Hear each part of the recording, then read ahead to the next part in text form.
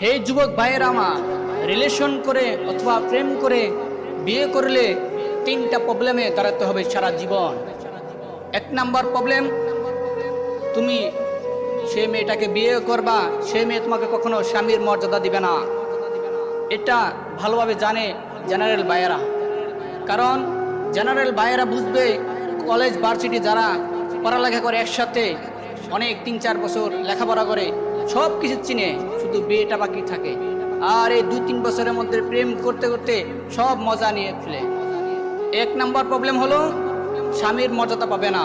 2 number, তার পরিবার এবং আব্বু আম্মুর কাছ থেকে কোনো সাপোর্ট পাবে না, কারণ তিনি নিজে নিজে বিয়ে করছে, তার আব্বু আম্মুকে বলা নাই, সেজন্য তার আব্বু আম্মুর দোয়াও তিনি নেয় নাই। সেজন্য তার কোনো সমস্যা হলে তার মা বাবা কখনো কিছুই বলবো না, খালি একটা কথা বলবে, তুমি তোমার মতো বিয়ে করছো, এখন তুমি বুঝো, আমার এখন কিছু করার নাই, কারণ বিয়েটাও আমরা করাই নাই, তুমি তোমার নিজেরটাই বিয়ে করছো। 3 নাম্বার প্রবলেমটা হলো সারা জীবন, এই প্রজন্ম থেকে সামনে ভবিষ্যৎ পর্যন্ত তোমার ছেলে মেয়ে আসবে, তাদেরকে মানুষের খোঁটা দিয়ে থাকবে যে তোমার মা বাবা পালিয়ে বিয়ে করছে, প্রেম করে বিয়ে করছে।